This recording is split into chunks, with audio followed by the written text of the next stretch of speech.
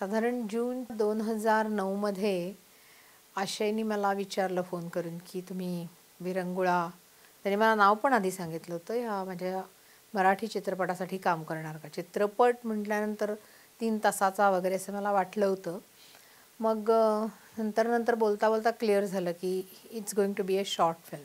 मागच्या वर्षी आशय जावडेकर नामक एका व्यक्तीचा मला फोन आला आणि माझ्या एका मराठी शॉर्ट फिल्ममध्ये काम कराल का असं त्यांनी विचारलं. तेव्हा रंगभूमीचा थोडाफार अनुभव असल्यामुळे ह्या नवीन माध्यमाला कसं काय आपल्याला जमतंय हे बघूया म्हणून मी त्याला होत म्हटलं.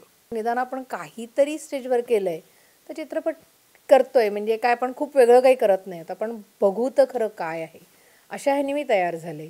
आशयला मी डेलावेअरमध्ये आल्यानंतर कामानिमित्त मी जेव्हा US मध्ये शिफ्ट झालो त्यानंतर आल्यानंतर भेटलो आणि श्रीधर आमचा कॉमन फ्रेंड म्हणजे दोघांचा, त्याने आशयबरोबर यार्ड सेलमध्ये काम केलं होतं. बेसिकली तिथलं स्टील फोटोग्राफी त्याने केली होती. विरंगुळा प्रोजेक्ट सुरू झाला त्याच्या आधीपासूनच माझी आणि आशयची ओळख होती.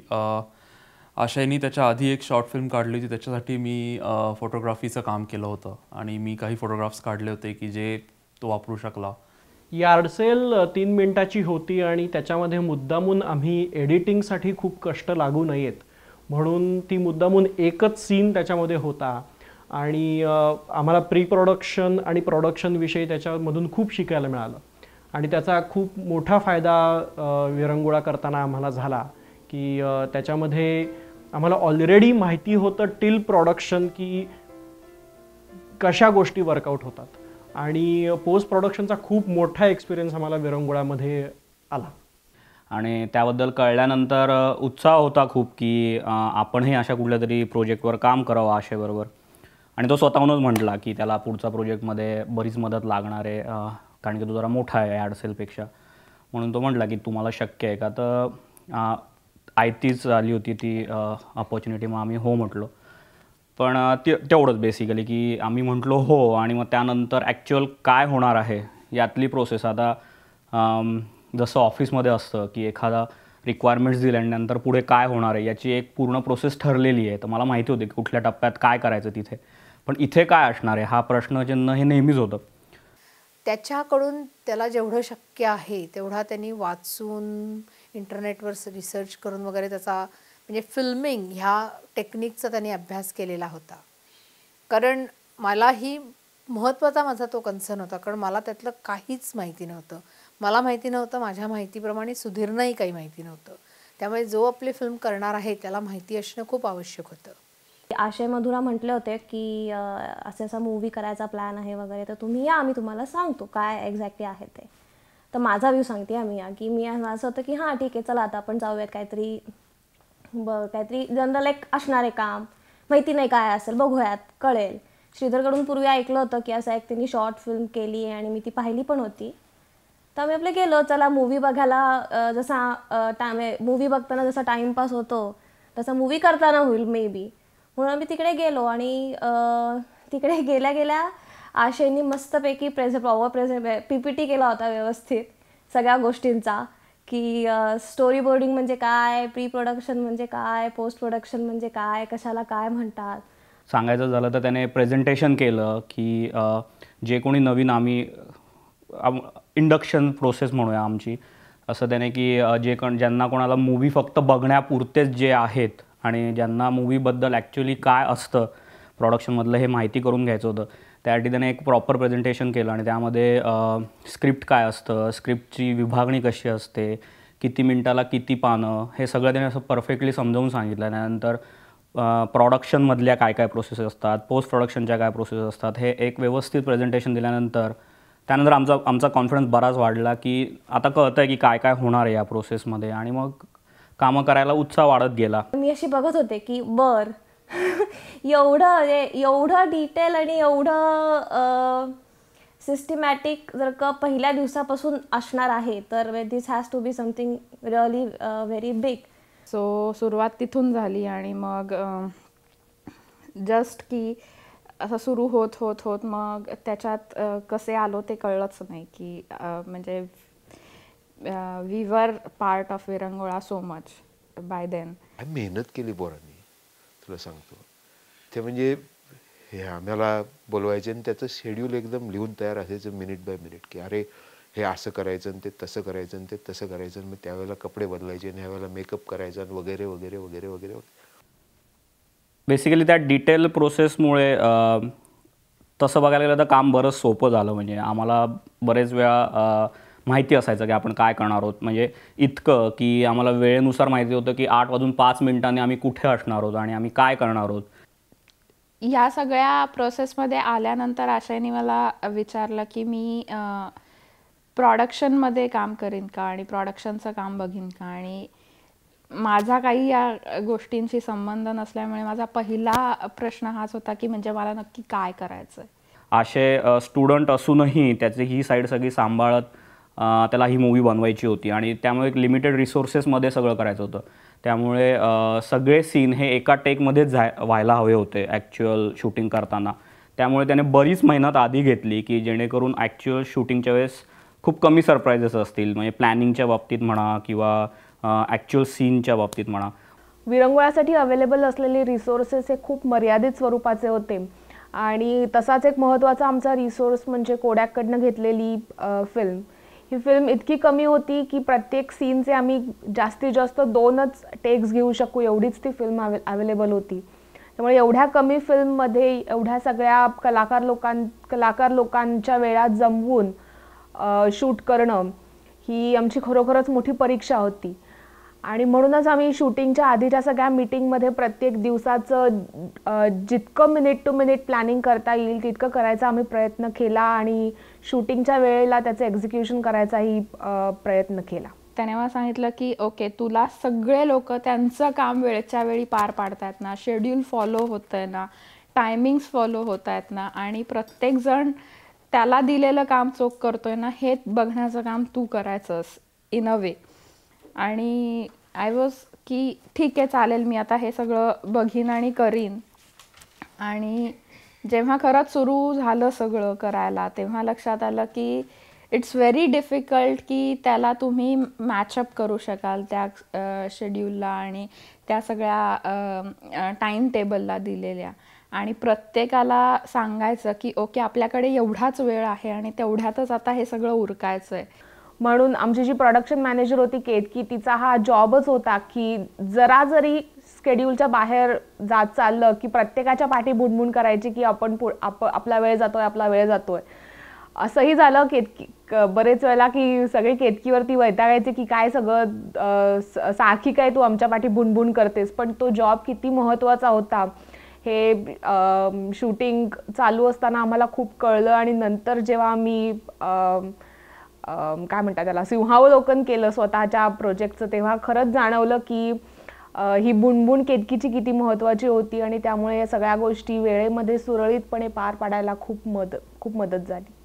एक प्रसंग मला छान आठवतो की आमचा एक सीनमध्ये जेव्हा तुम्ही फिल्म बघाल त्याच्यात एक जनरेशन गॅपचा सीन आहे.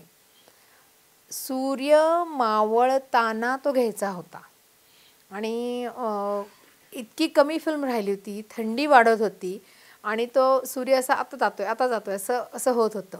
आणि आम्हाला आशयनी सांगितलं दिस इज इट, एवढाच वेळ आणि एवढीच फिल्म आपल्याकडे आहे, हे बसवायचंच आहे. तो आमच्या दृष्टीने पण एक मोठा चॅलेंज होता. आमच्या परीने आम्ही प्रयत्न केला, पण नंतर अशा अनेक गोष्टी आणि असे अनेक सीन्स त्याच्यात आहेत की आमच्यापेक्षा दिग्दर्शकाची किंवा फिल्म मेकरची त्याच्यात खूप मेहनत असते. आय थिंक की मी स्वतः हे खूप शिकले की किती अप टू डेट तुमचं प्रत्येक गोष्ट लागते जेव्हा तुम्ही टाईम कन्स्टंटवर असता. पर्टिक्युलरली जेव्हा खूप जास्त लोक इन्वॉल्ड असतात आणि खूप जास्त लोकांचं त्याच्यात सहभाग असतो आणि त्यांचे तुमच्यापेक्षा जास्त की त्यांच्या कष्टाचं हे तुम्हाला दिसत असतं की ती व्यक्ती एवढी मेहनत करते. सो तुम्ही ॲटोमॅटिकली तेवढे त्याच्यात स्वतःला झोकून देता आणि काम करता. त्यामुळे श्रीधर जायचा फोटोग्राफीला आणि मग मी श्रीधरची वाट बघायची आणि मग मी तो आला की म्हणायचे की नाही मला सांग आज काय झालं शूटिंगमध्ये, आणि मग तो खूपच मजेदार किस्से सांगायचा काय काय झालेले. शूटिंगच्या वेळेस एक तर तसं बघायला गेलं तर मराठी ॲक्टर्स, मराठी क्रू, पण ॲक्च्युअल सिनेमॅटोग्राफर हा अमेरिकन असल्यामुळे विन बरेच वेळा सांगताना त्याला ॲक्च्युअल कसा अँगल हवा आहे किंवा आपण कशी प्रॅक्टिस केली होती हे मध्ये गॅप असल्यामुळे प्रॅक्टिस शूट आणि ॲक्च्युअल शूटिंगमध्ये नवीन टेक्नॉलॉजीचा कसा उपयोग होऊ शकतो त्यातलं एक उदाहरण म्हणजे हे सगळं त्याने त्याच्याकडे असलेल्या आयपॉड टचमध्ये हे सगळे आधीचे प्रॅक्टिस शूट ठेवले होते. तो अमेरिकन होता आणि त्याला एका मराठी फिल्मसाठी शूटिंग करायला सांगणं हा एक चॅलेंज होता आमच्यासाठी. कारण तोपर्यंत म्हणजे प्रोडक्शन चालू होईपर्यंत जेवढे कष्ट लोकांचे त्यामागे लागले होते त्याची सगळी फलश्रुती त्याच्या शूटिंगमधून होणार होती. त्यामुळे तो आमच्या सर्वांचा तो डोळा होता. आणि अजून एक गोष्ट म्हणजे आमच्याकडे व्हिडिओ असिस्ट मॉनिटर नव्हता. म्हणजे जे शूटिंग होणार होतं त्याच्या कॅमेऱ्यामधून ते आम्हाला ॲक्च्युअल फिल्म डेव्हलप होऊन येईपर्यंत दिसणार नव्हतं. त्यामुळं आणि ॲक्च्युअल शूटिंगच्या वेळेला तोच कॅमेऱ्यातून बघणार होता. तर त्यामुळे ॲज अ डिरेक्टर मला किंवा कुणालाही एका वेगळ्या टी व्ही मॉनिटरवरती शूटिंग होतं आहे ते काय होणार आहे नक्की हे दिसणं शक्य नव्हतं, कारण तो कॅमेरा तसा होता. तर त्यामुळे मुद्दामूनच मी आयपॉड टचवरती आमचे प्रॅक्टिस शूट्सचे सगळे सीन्स त्याच्यात टाकून ठेवले होते की जेणेकरून फ्रेमिंग कॉम्पोजिशन हे त्याला ऐन वेळेला शूटिंगच्या वेळेला मी दाखवू शकेन आणि त्याच्या दृष्टिकोनातून ते शूटिंग होऊ शकेल. आणि त्याचा खूप फायदा झाला आम्हाला. प्रोडक्शनमध्ये काम करण्याचा दुसरा एक फायदा किंवा तोटा असा असतो की तुम्ही कधी अवेलेबल होऊ शकता आणि तुम्हाला कधी अवेलेबल व्हावं पण लागतं. आणि याचा सगळ्यात चांगला फायदा मला असा झाला की एके ठिकाणी एक सीन नाही पूर्ण होऊ शकला म्हणून लिटरली मला ते काकूंचे सगळं हे ड्रेस घालून किंवा साडी घालून वगैरे तो सीन करून तो पूर्ण केला. आणि देन असे म्हटलं की ओके तू आता इथनं असं चालत जायचं आणि हळू चाल आणि एवढीच चाल आणि थांब. म्हटलं ठीक आहे. आणि काही नाही, मला फक्त चालायचं होतं आणि तेवढ्यासाठी मी सगळी तयार होऊन वगैरे आपली चालत गेले वगैरे आणि झालं. आणि इट वॉज लाईक की आता काय. आणि मी त्याला खरंच विचारलं की हे तू खरंच मूवीत घेणार आहेस का. आणि तो म्हटला की हो हे घ्यावं लागणार आहे. आणि मी तिथे आहे म्हणजे एका पॉईंटला मी तिथे ॲक्च्युली काकू म्हणून चालती आहे. आणि इट वॉज अमेझिंग. म्हणजे कुठेतरी मी पण मूवीत आले हे मला जास्त छान वाटलं की मी नुसतीच कॅमेऱ्याच्या मागे नव्हते तर मी कॅमेऱ्याच्या पुढे पण होते. हे मला जास्त खूप छान वाटलं. म्हणजे kind of a break for me. म्हणजे मी पहिल्या मूवीत त्याच्या काम केलं होतं तेव्हा मी जी फोटोग्राफ्स घेतले होते ते फक्त त्याच्या फ्रंट म्हणजे टायटल आपलं जे असतं त्याचा फोटोग्राफ, मेन स्क्रीनचे फोटोग्राफ आणि त्याच्यानंतर थोडेफार मूवीमधले स्टील असे फोटोग्राफ्स मी घेतले होते. पण यावेळेला तो म्हणला होता की मला तुला जास्त वेगळे फोटोग्राफ्स घ्यायचे आहेत लाईक प्रोडक्शन फोटोग्राफी. आणि खूपच मजा आली होती. म्हणजे एक तुम्ही ह्या मूवीतला सीन बघितला असेल की जिथे काका त्या बेंचवर बसून शिंकतायत असा तो सीन होता. आणि तो सीन असा पूर्ण ग्राउंडवर कॅमेरा ठेवून तो घेतला होता. आणि त्याच्यासाठी तो आमचा जो कॅमेरामन होता विनफिल्ड तो अगदीच पार ग्राउंडवर आडवा झोपून तो शॉट घेत होता. आणि it was very nice composition to take a photograph of. आणि त्यामुळे त्यावेळेस आय थिंक मी कशावर तरी वरती चढून तो असा वरून मला छान फोटो घेता येईल असा घेतला होता फोटोग्राफ. शूटिंग झाल्यानंतर त्यातले चॅलेंजेस झाले आणि मग मला असं वाटलं की बेसिकली आपण बऱ्यापैकी म्हणजे एक 70-80% पल्ला आता गाठलेला आहे मूवी मेकिंगमधला. पण म्हणजे आशेने आधी कल्पना दिली होती की पोस्ट प्रोडक्शन हे जास्त कठीण आणि जास्त मेहनतीचं असणार आहे. आणि त्याचा प्रत्यय हळूहळू येत गेला.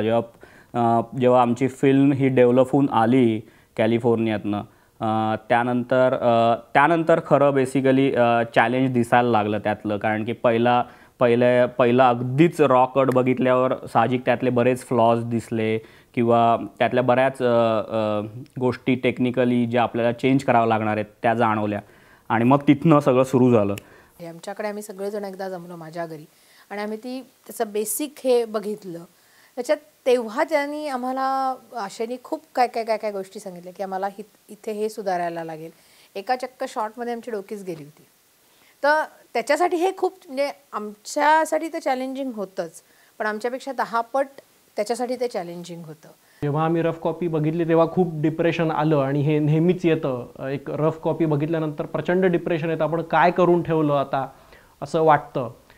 पण तो एक खूप मोठा चॅलेंज होता आमच्यासाठी, कारण फिल्मचं फ्युचर काहीही असू दे, म्हणजे फिल्म रिलीज होणार आहे, कुठे रिलीज होणार आहे, कुठे दाखवली जाणार आहे हे माहिती नाही आहे, पण तोपर्यंत एवढ्या सगळ्या टीमचे कष्ट त्याच्यामध्ये लागलेले आहेत, तर त्यांच्यासाठी एक वर्थ प्रॉडक्ट देणं हे जास्त इम्पॉर्टंट होतं.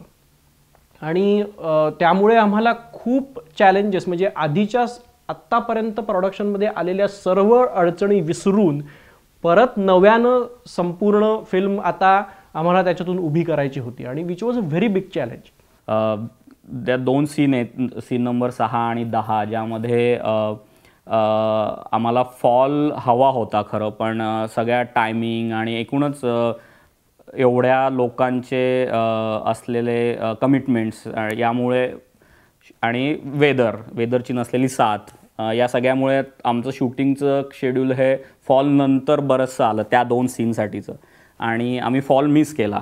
तर त्या 2 सीनमध्ये आम्हाला फॉल कलर्स परत ॲड करायचे होते, जे आम्ही स्पेशल इफेक्ट्सने टाकणार होतो. तर त्यावेळेला आम्ही तो ऑन द स्पॉट डिसिजन घेतल्याचं मला आठवतं आहे, की ओके आपण डिजिटली झाडं नंतर टाकू मागे, आणि पण ती कशी टाकणार हे त्यावेळेला माहिती नव्हतं, आणि ती झाडं आपण नंतर टाकू आणि मग बघूया आपण कसे सीन्स करता येतोय. आणि ही गोष्ट ह्याच्यात लक्षात घेतली पाहिजे की त्यावेळेला जमलेली टीम परत जमणं शक्य नव्हतं. तर त्यामुळे समजा आम्हाला नंतर ते शक्य झालं नसतं तर कदाचित आम्ही फिल्म कंप्लीट करू शकलो नसतो, कारण परत नंतरच्या पुढच्या वर्षीच्या फॉलमध्ये एकत्र जमणं वगैरे वॉज आउट ऑफ क्वेश्चन. मी फिल्मसुद्धा तेवढी नव्हती आणि लोकंसुद्धा तेवढे परत जमणं शक्य नव्हतं. तर तो एक खूप मोठा त्याच्यातून शिकायला मिळालं आम्हाला, की त्यावेळेला घेतलेले डिसिजन खरे करून दाखवले आम्ही नंतर, आणि I am very proud of that. Me US मध्ये असताना जेव्हा फॉल कलर्स बघायला इकडं तिकडं हिंडलो होतो, किंवा माझा आणखीन एक आमचा मित्र आहे विवेक म्हणून, तो जेव्हा इकडं तिकडं हिंडला होता तेव्हा आम्ही दोघांनी जे वेगवेगळे फोटो काढले होते, तर त्या फोटोग्राफचा वापर करून आम्ही एक बॅकग्राऊंड इमेज तयार केली, आणि त्याचा एक फोटोग्राफ तयार केला, एक मोठा फोटोग्राफ. आणि त्याच्यासाठी आम्हाला माझे 2 मित्र हर्षद गोडबोले आणि वीरेंद्र देशपांडे, हे जे आत्ता पुण्यात आहेत, त्यांनी ते बॅकग्राऊंड मॅट आम्हाला तयार करून दिलं सीन 6 आणि सीन 10साठी. आणि सीन 10चं रोटोस्कोपिंग आम्ही इथे अमेरिकेत केलं, आणि सीन 6च्या रोटोस्कोपिंगसाठी आम्हाला पुण्यामध्ये कायमेरा नावाची कंपनी आहे, त्यांनी ते करून दिलं.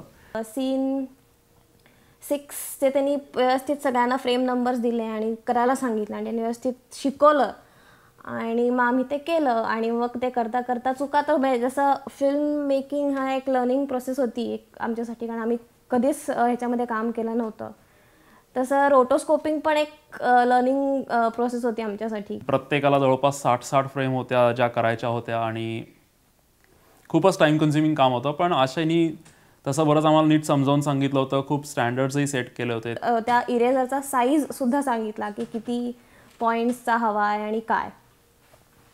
आणि ते रोटोस्कोपिंग करताना सुद्धा खूप मजा आली, म्हणजे सीन बाय सीन काकूंना बाहेर काढून मध्ये मागे हे लावणं, बॅकग्राऊंड लावणं, खूपच म्हणजे मोनोटोनस काम होतं. आणि असं हे काम करत राहणं वॉज अ बिग थिंग. सेकंदाला 24 फ्रेम या रेटने जितका वेळेचा तो सीन आहे त्या सीनमध्ये जाऊन प्रत्येक फ्रेममध्ये रोटोस्कोपिंग, आणि साहजिकच सगळ्यांनीच, म्हणजे केतकी, मधुरा, दीप्ती, श्रीधर, आशय, मी सगळ्यांनी मिळून ते केलं, त्यामध्ये झालं ॲक्च्युली.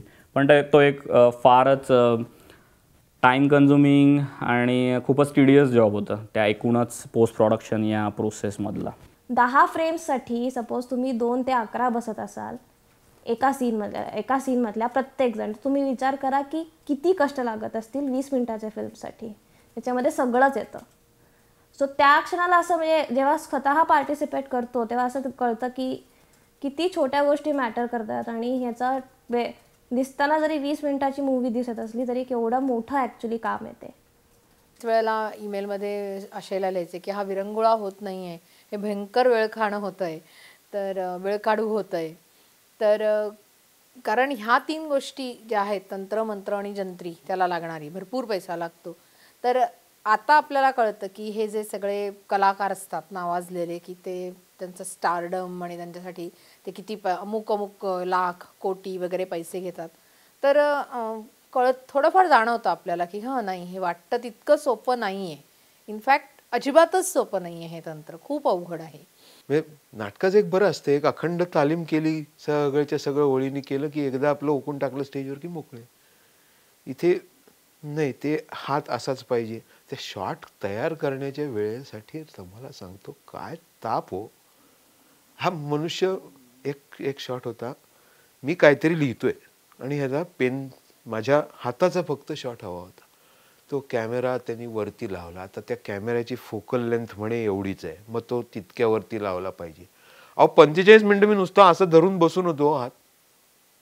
हे असं करायला लागलं तर ही मंडळी एवढे पैसे का घेतात हे मला कळलं. कधी कधी असं जाणवतं की कधी कधी नाही, माझं तसं ठाम मत आहे की हे दिग्दर्शकाचं माध्यम आहे. म्हणजे आशय आम्हाला घडवू शकतो किंवा आशय आम्हाला पाडवू शकतो. तो आम्हाला सारखा सांगतो की मी ना ह्या ह्याच्यातून तुम्हाला बाहेर काढतोय, त्या फिल्ममध्ये मी तुम्हाला ना आत ढकलतोय, काय असं देतो त्यातलं सांगतो आम्हाला त्याच्या टेक्निकल ह्याच्यात. तर म्हणजे काय की आशय आम्ही कटपुतली आणि तो आम्हाला हलवतोय असं. सो पण एक नक्की की ह्याच्यासाठी जे आशय आणि त्याचा सगळा क्रू, त्याची पत्नी मधुरा, त्याचे मित्र अमित, केतकी, नंतर श्रीधर, दीप्ती, शिरीन, तिचे मिस्टर, ह्या सर्व मंडळींनी इतकी मेहनत घेतली आहे. त्यांची ज्या विषयात मॅस्टरी आहे तर ती त्यांनी आशयला ऑफर केली. आणि खरं सांगायचं तर आशय हे करू शकतो पण ह्या सगळ्यांचं सहकार्य आहे.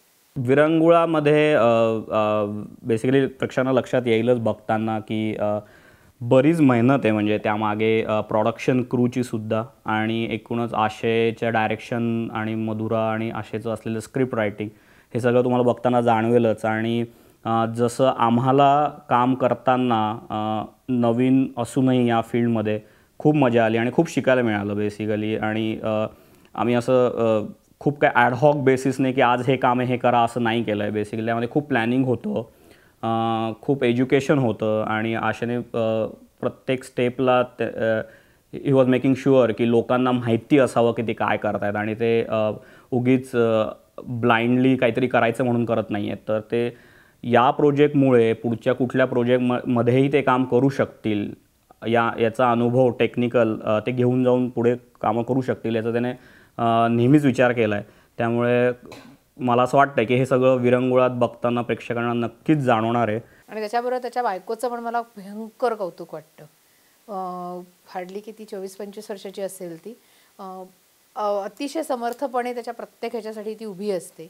आणि ही गोष्ट नमूद करणं अतिशय महत्त्वाचं आहे की एवढ्या लहान वयात ती दोघंही पती पत्नी अतिशय मॅच्युअर आहेत. त्यांना काय करायचं आहे, कसं करायचं आहे आणि त्याच्यासाठी लागणारं टायमिंग, स्केड्यूल कुठेही पोरकटपणा नाही मला वाटला. अतिशय मॅच्युअर दिग्दर्शक असावा असं त्याचं सगळं वागणं होतं. आणि म्हणून मी ही फिल्म कितीही वेळ गेला की काय ऐक आता डेलावेअरला 2 तास जायचं असं वाटलं तरी मजा आली. हे सगळं करताना भयंकर मजा आली. As a matter of fact मी आत्तापर्यंत कधीच मूवी कुठलीही हिंदी अथवा इंग्लिश संपला की कधीच मी त्याची टायटल्स बघायला थांबायचो नाही. But now I really care and appreciate more for those last 30-40 seconds की जेव्हा टायटल्स येतात, because those are the real people who have work behind. एकंदरीत we enjoy doing it. I hope everybody else does too. आम्ही साधारण आता sound प्रोडक्शनपाशी वगैरे पोहोचलो होतो तेव्हा आम्ही सगळ्यांनी एक मूवी बघितला हरिश्चंद्राची फॅक्टरी म्हणून. आणि तो मूवी बघताना ॲक्च्युली म्हणजे आम्ही सगळ्यांनीच या मूवीमध्ये एवढे कष्टापेक्षा या मूवीचा एक्सपिरियन्स होता म्हणून तो हरिश्चंद्राची फॅक्टरी मूवी जास्त नीट अपील होऊ शकला. आणि फाळके यांना ज्या काही प्रॉब्लेम्स आले असतील ते आम्हालाही थोड्याफार प्रमाणात ॲटलिस्ट कळू तरी शकले. आणि मग आम्हाला जास्त आनंदाने आणि स्वारस्य घेऊन तो मूवी बघता आला. सो आय एम हॅपी की मला आशयच्या फॅक्टरीत काम करता आलं. So thank you.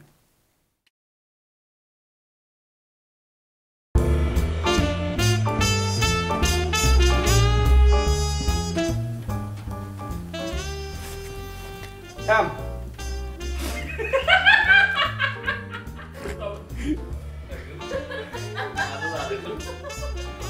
रेकॉर्ड नको करू.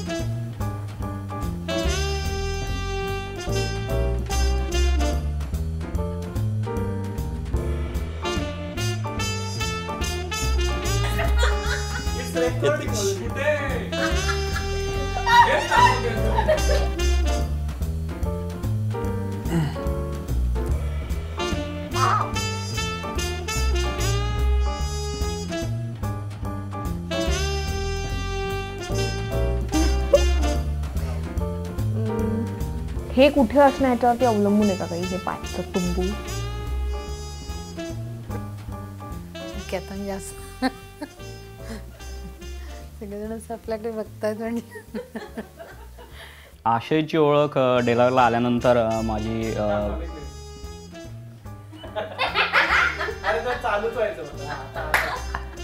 पहिल्यापासून नको ना. तर सुनांचा सासू आणि सुनेचा एक सीन आहे की त्याच्यामध्ये सुनेचं काय नाव आहे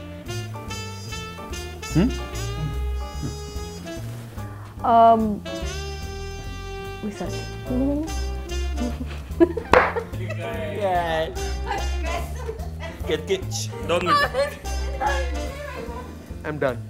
This is it.